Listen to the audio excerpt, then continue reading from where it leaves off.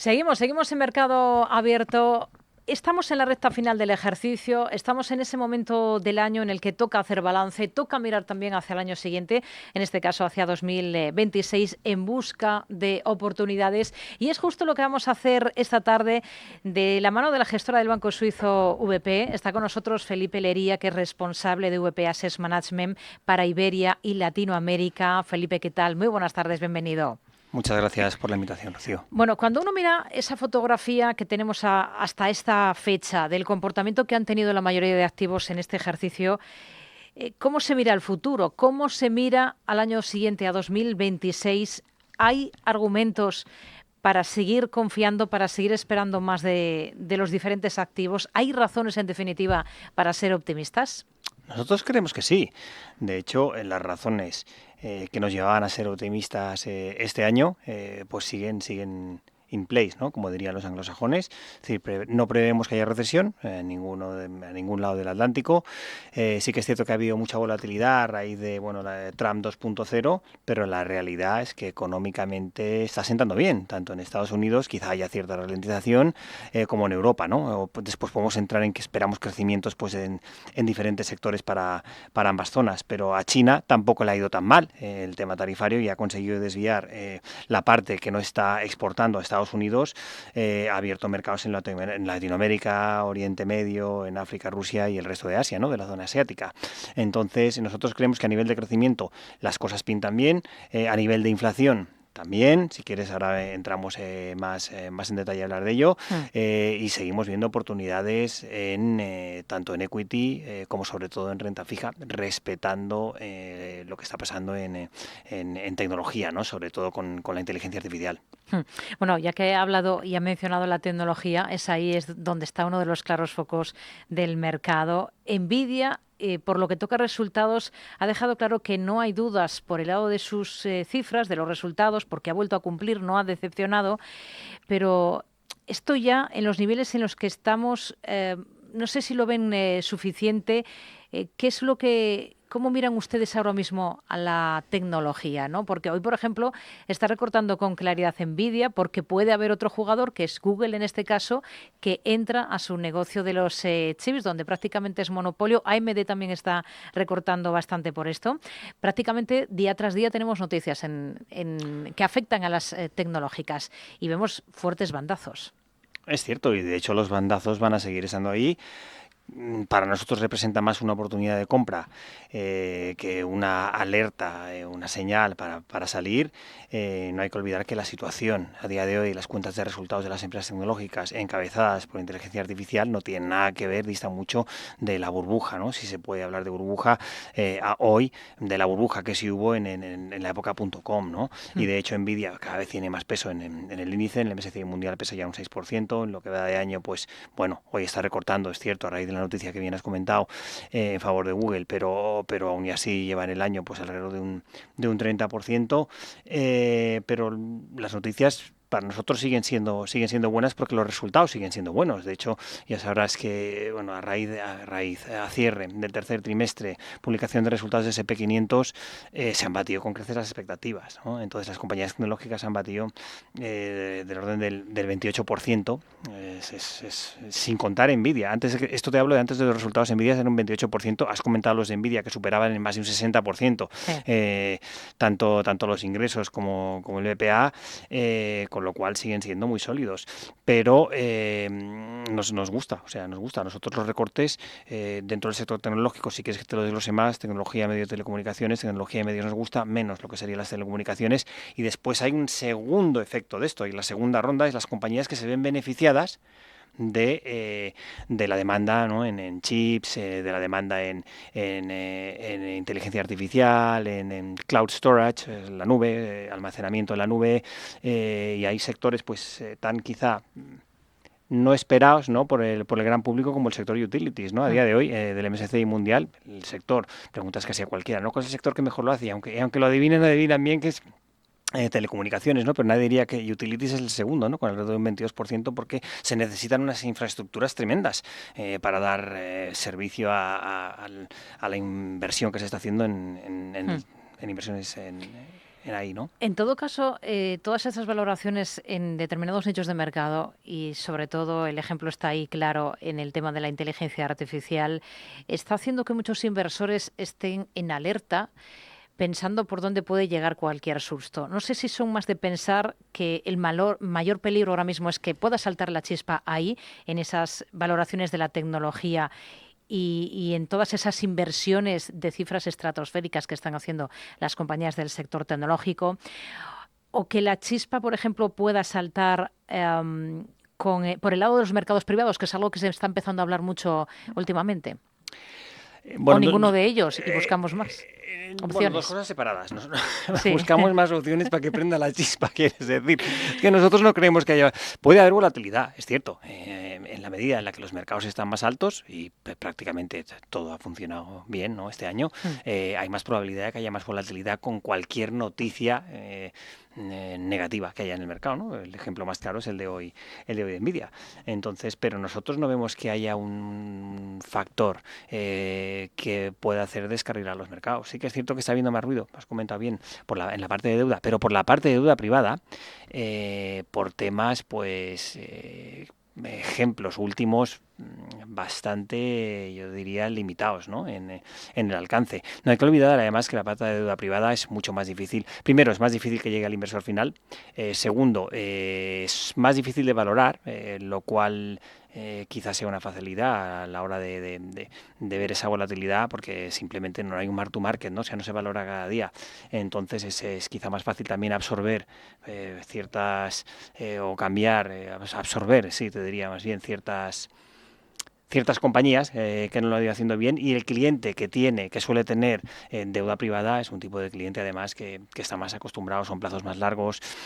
Sí, se está hablando mucho a nivel de deuda privada, pero dentro de un nicho muy reducido, o sea, no creo que tuviera un impacto más allá de lo que sería. A día de hoy, por lo menos, deuda privada, desde luego no lo vemos para nada en deuda pública.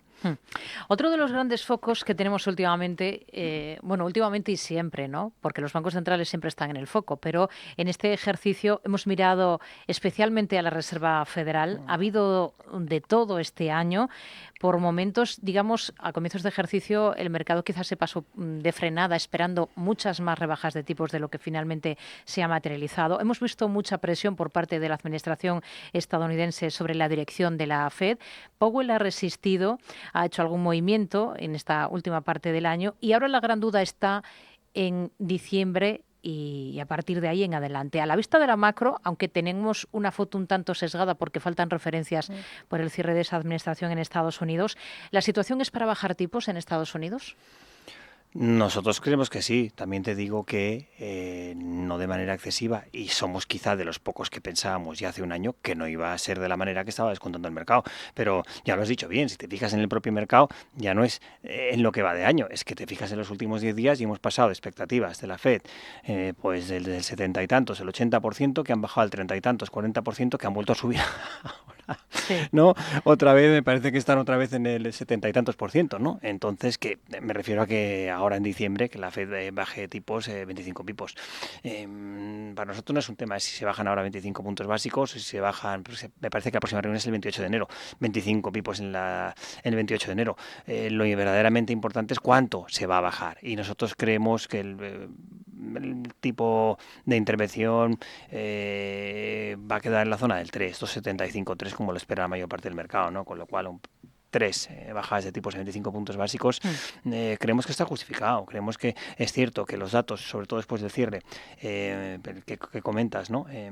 Gubernamental en Estados Unidos, el más largo de la historia, pues todavía pueden venir algo volátiles, los que se vayan publicando, pero vemos que el empleo sigue estable, vemos que la inflación sigue estable, vemos que la tasa de desempleo, tanto los puestos que se están creando como la tasa de desempleo, siguen en la zona que en la que la Fed está cómoda, que es 4,4, 4,5%, con lo cual no vemos una razón excesiva pues para tomar mayores medidas, ¿no? Pero la otra cara de la misma moneda que comentabas es Trump, ¿no? Y hay nuevo gobernador de la Reserva Federal que el año que viene.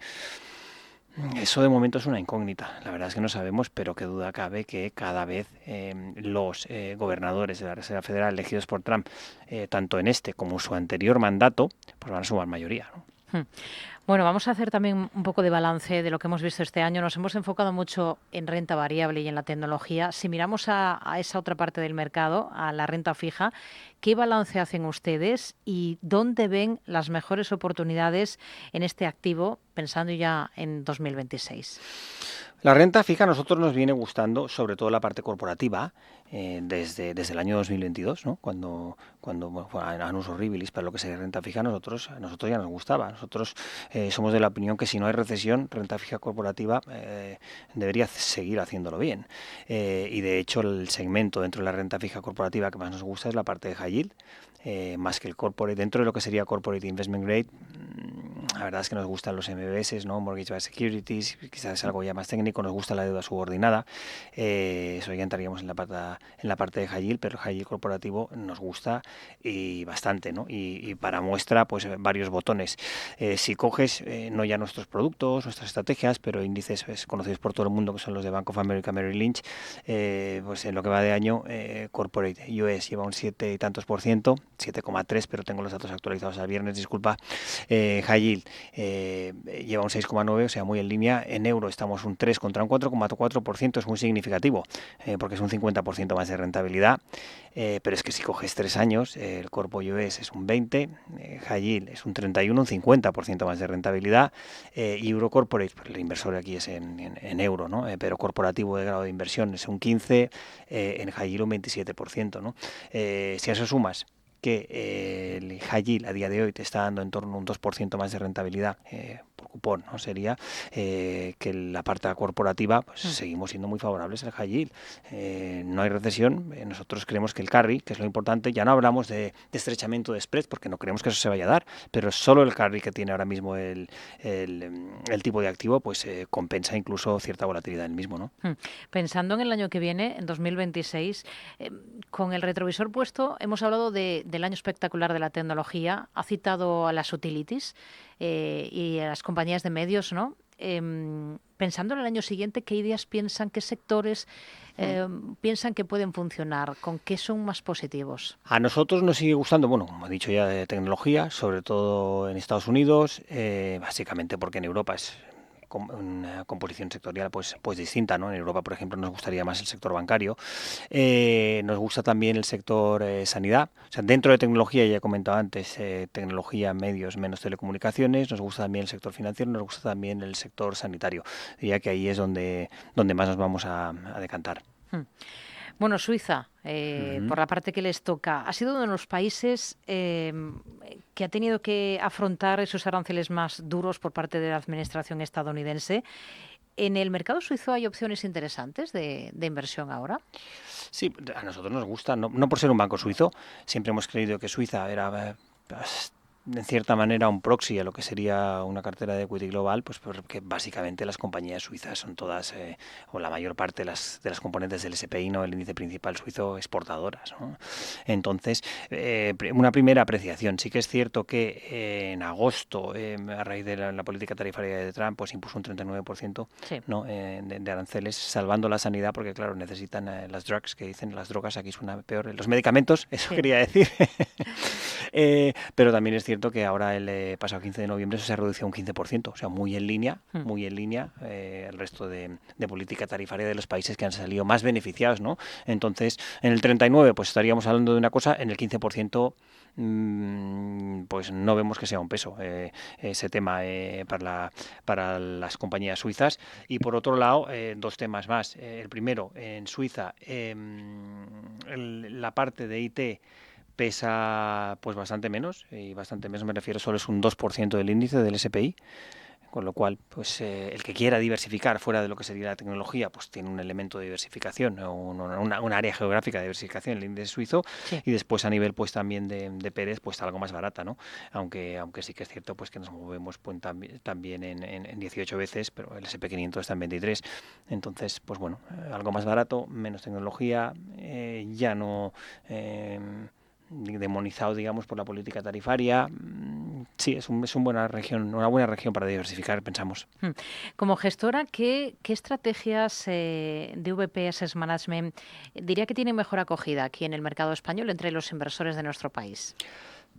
Pues serían varias. Nosotros los últimos años hemos tenido mucho éxito, la verdad es que con la parte de nuestra gestora que se dedica a la gestión de renta fija, ¿no? Donde tenemos productos muy diferenciados, desde lo que sería para nosotros Tesorería Plus, ¿no? Que tenemos quizá una de las mejores estrategias en bonos flotantes, hasta en el otro lado de la moneda, high yield, ¿no? Deuda de alto rendimiento, donde tenemos una estrategia única que invierte bueno, de una manera muy específica a través de índices CDS, que es donde está la parte líquida del high yield, ¿no? Que si de algo peca el high yield es que si vienen mal dadas se seca, ¿no? La parte de contado y no hay liquidez. Nos ha ido francamente bien, esa estrategia tiene muy buena acogida y últimamente está resonando mucho una estrategia más adaptada al inversor, a cualquiera de nosotros, ¿no? Que es renta fija flexible, que funciona francamente bien. De hecho, precisamente gestionada por el mismo equipo y a raíz de que hacen bien, pues desde la parte de más cash, como he comentado, hasta la parte de high yield, pues hace ya 3 años lanzamos una estrategia mixta que ha ido, la verdad es que de fábula y está teniendo una acogida incluso mejor de la que esperábamos. Estamos muy contentos. Pues con esto nos quedamos. Felipe Lería, responsable de VP Asset Management para Iberia y Latinoamérica. Ha sido un placer que nos haya acompañado esta tarde. Gracias. Un placer, gracias.